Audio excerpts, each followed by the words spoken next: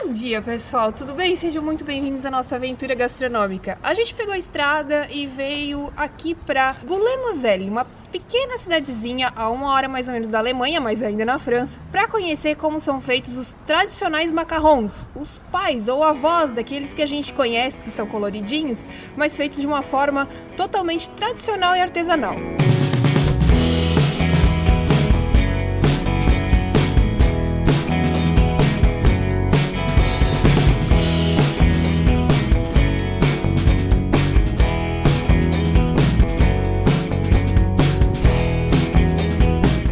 O legal da história dos macarrons é que, na verdade, eles não são franceses, eles têm origem no Oriente Médio.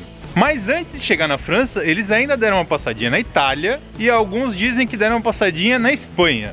Da Itália, quem trouxe pra cá foi a Catarina de Médici, quando ela casou com o rei Henrique II. Então tem muita história envolvida no meio dos macarrons, né, amor? E o mais legal é que eles não tem nada a ver com aquele industrial que a gente conhece hoje, que no centro de Paris você chega a pagar R$ 2,50 num pequenininho que não tem gosto de nada, que é só colorido. Então, se você quer provar o macarrão de verdade, você tem que vir pra cá, pra comer o macarrão de Boulay. A gente vai mostrar pra vocês como é que ele é feito, um pouco da história dele. E agora o carro tá passando, eu vou esperar um pouco.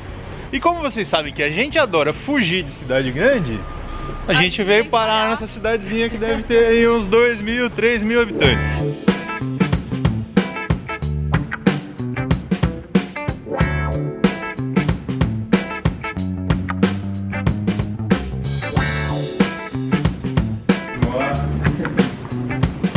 Bonjour, bonjour. Bonjour, François. Bonjour. Bonjour, ça va? Chegamos de manhã, tá bem friozinho aqui já, mas já veio o cafezinho quente e o macarrão. É bem diferente do macarrão que a gente está acostumado, porque aquele outro macarrão foi inventado em 1900 e pouco, e esse aqui é desde 1500. Antes ele era feito desse jeito aqui. Vamos ver como é que ele é.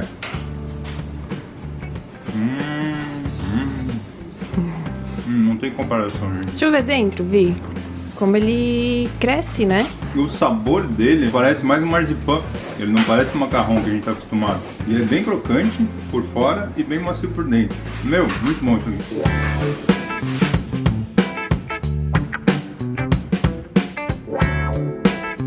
L'histoire des macarons, elle commence en 1854.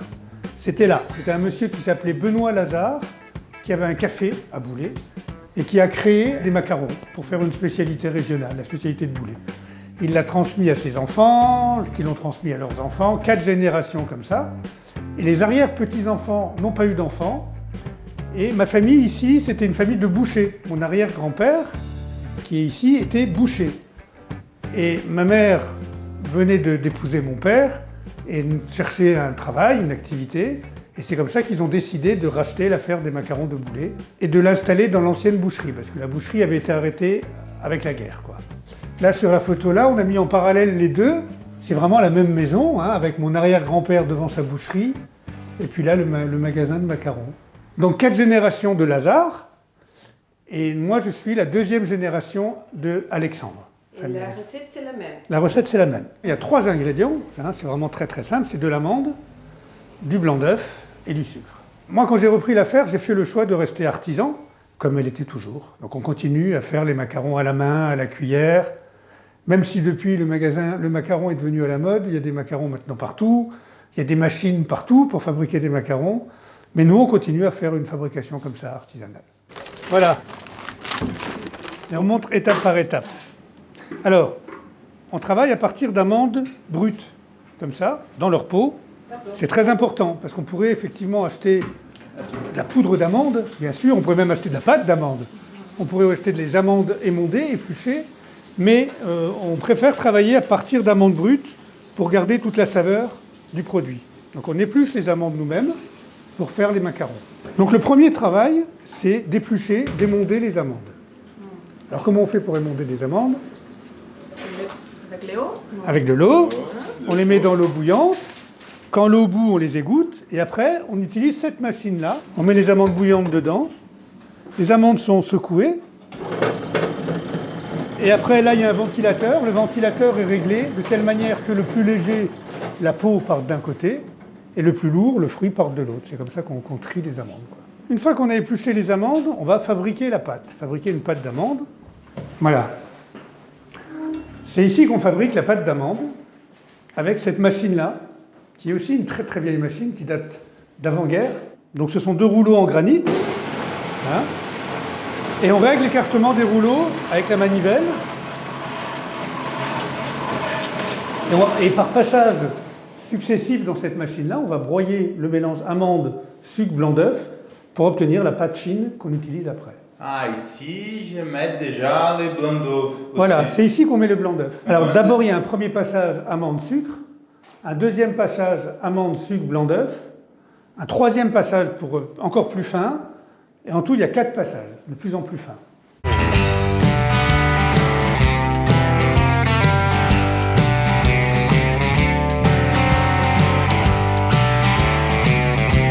Vamos provar agora a massa crua. Vou pegar a colherinha aqui. C'est seulement les amandes et sucre et blanc d'œuf. Ah, e blanc d'œuf e... C'est tout. A diferença pro marzipan é só então a clara do ovo. Que é o que vai fazer ele crescer, né? Ó, eles pegam a amêndoa, trituram a amêndoa com açúcar e colocam a clara do ovo.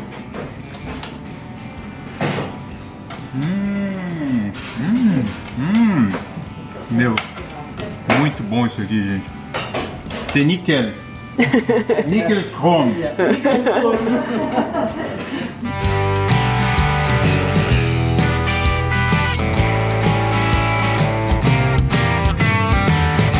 Pourquoi on les fait à la main? Parce qu'on veut avoir un macaron qui est moelleux et léger. Et donc on ne veut pas une pâte qui soit trop tassée. Et si on utilisait une dresseuse, comme la plupart de nos collègues le font, on aurait une pâte qui serait beaucoup plus dense et qui ne correspondrait pas à la texture des macarons de boulet. Donc on veut vraiment avoir une pâte légère et on essaye de ne pas trop tasser la pâte dans la cuillère. Il n'y a qu'un geste comme ça qui nous permet d'avoir une pâte aérée, parce que sinon forcément la pâte serait tassée, quoi. Toujours à manger. Moitié amande macaron, moitié amande, c'est Françoise qui mange. Ouais. Elle mange la moitié d'un sac. Un demi-sac par jour. Un demi-sac. Donc là, un macaron, imaginez ce que ça peut donner quand on fait 100 kilos, quoi. Hein, ça fait 6200 macarons, quoi. Beaucoup de macarons. Beaucoup de macarons. Là, je vais prendre la pâte avec mon pouce. Et avec l'index, je tourne, je monte et je tourne pour faire une petite boule. Et c'est pour ça que la pâte, elle doit être pas trop liquide. Il ne faut pas que je mette trop de blanc d'œuf. Sinon, après, ça ne tient pas sur mon doigt. Voilà, donc là, il y a 3 fours, 300 macarons. 300 macarons, ça fait 5 kilos par fournée.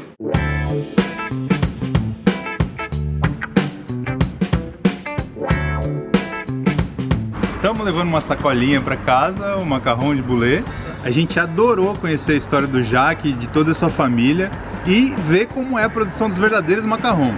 Espero que vocês tenham gostado também. Se gostaram, se inscreve aí no canal, continua acompanhando, compartilha com os amigos e a gente se vê no próximo vídeo. Um abração, pessoal!